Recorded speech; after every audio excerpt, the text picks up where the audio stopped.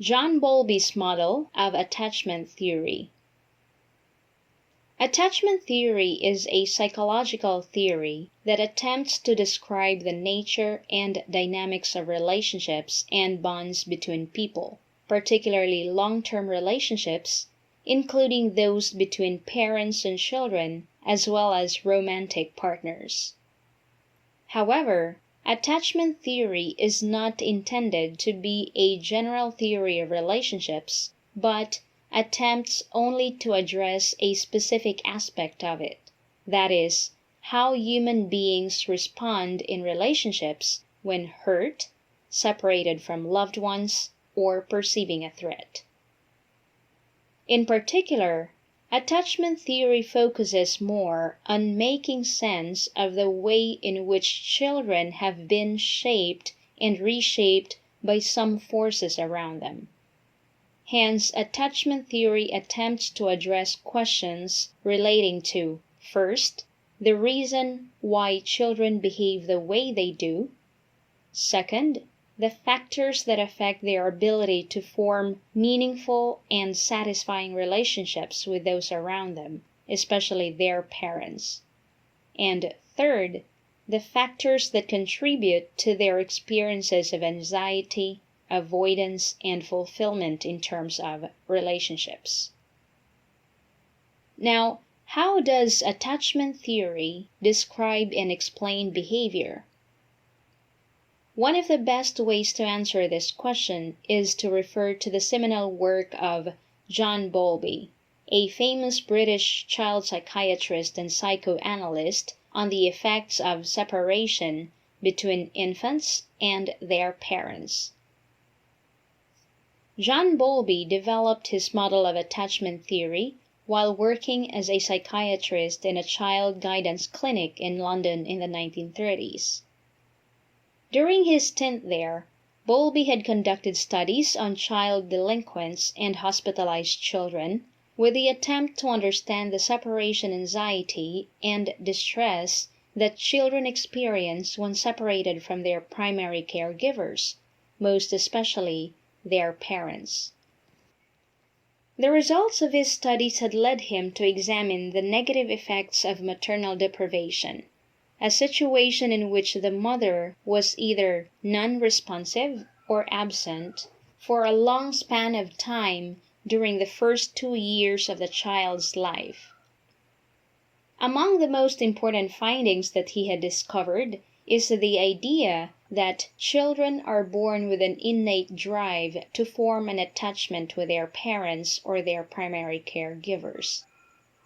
Thus, when children, for instance, are frightened, they will normally seek proximity to their primary caregivers, usually the mother, in order to receive both comfort and care.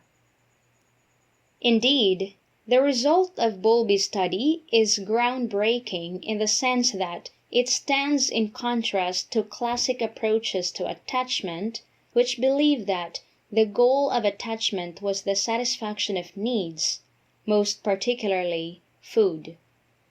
Hence, for Bowlby, attachment is characterized by clear behavioral and motivational patterns. In other words, attachment for Bowlby is primarily determined by nurturance and responsiveness, and not by food and other material needs. Now, for Bowlby, the earliest bonds that children form with their parents have tremendous impacts on their development, which continues throughout their life.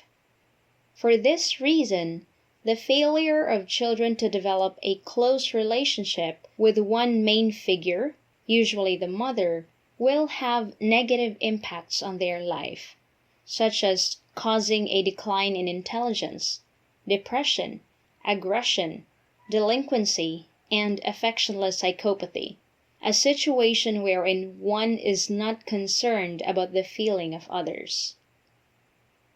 For sure, the quality of attachment has critical impact on development and has been linked to various aspects of positive functioning, such as psychological well-being. In fact, at the core of attachment theory is the idea that primary caregivers who are available and responsive to a child's needs allows the latter to develop a sense of security. This is because the child knows that the caregiver is dependable, which then creates a secure base for the child to freely and confidently explore the world.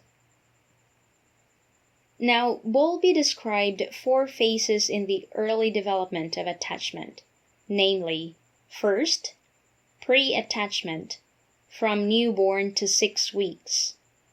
Second, attachment in making, from 6 weeks to 6 to 8 months. Third, clear-cut attachment, from 6 to 8 months to 18 months. And fourth, formation of reciprocal relationship, from 18 months to years plus.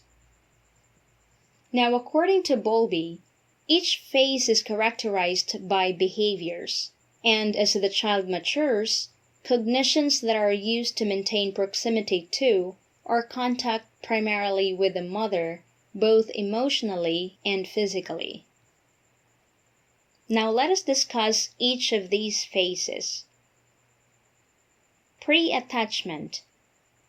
In this phase, newborn infants learn how to act in such a way that attracts the attention of adults. These acts include crying, smiling, and making eye contact. In this phase too, infants do not yet show any particular attachment to a specific caregiver, even to the mother. Attachment in making. During this phase, infants begin to develop a sense of trust in their mothers simply because they can depend on their mothers in times of need. While infants will still accept care from other people, they become better at distinguishing between familiar and unfamiliar faces. Here, infants also respond positively to primary caregivers, especially the mother. Clear-cut attachment. It is in this phase that attachment is established.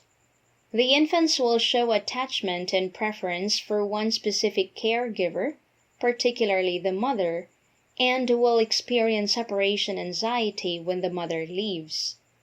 Hence, the infant will protest when separated from the mother and display anxiety around strangers. Formation of reciprocal relationships.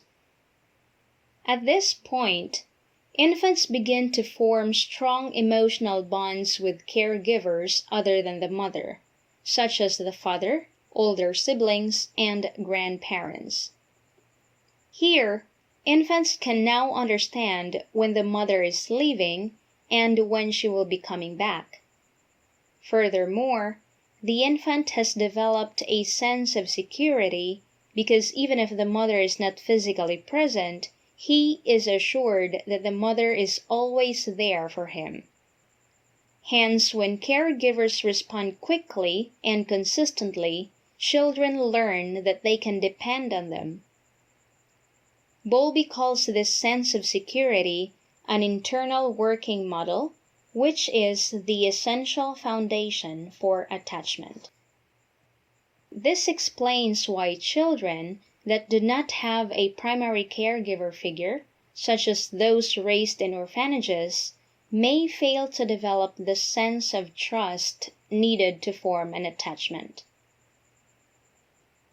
Mary Ainsworth, an American-Canadian developmental psychologist, tested Bowlby's attachment theory in the 1960s and 1970s using the strange situation protocol, where infants were placed in an unfamiliar situation and separated from their parents or from their primary caregivers.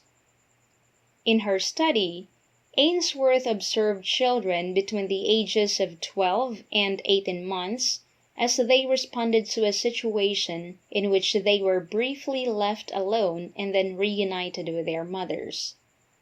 Based on the responses of the children, Ainsworth was able to come up with 3 major styles of attachment, namely secure attachment, anxious resistant attachment, and avoidant attachment.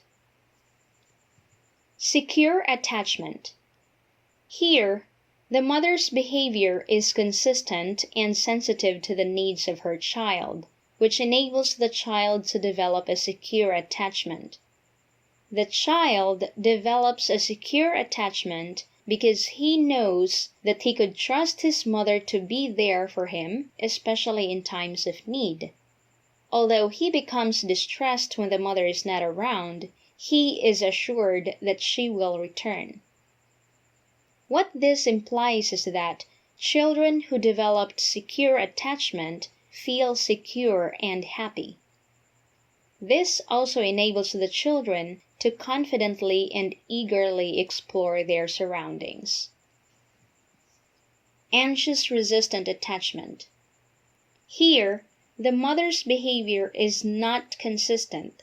At times he is responsive and at times neglects her child. As a result, the child develops anxious resistant attachment and shows a mixture of anger and helplessness toward her mother. The child then acts passively and feels insecure as experiences taught him that he cannot depend on his mother. Avoidant attachment.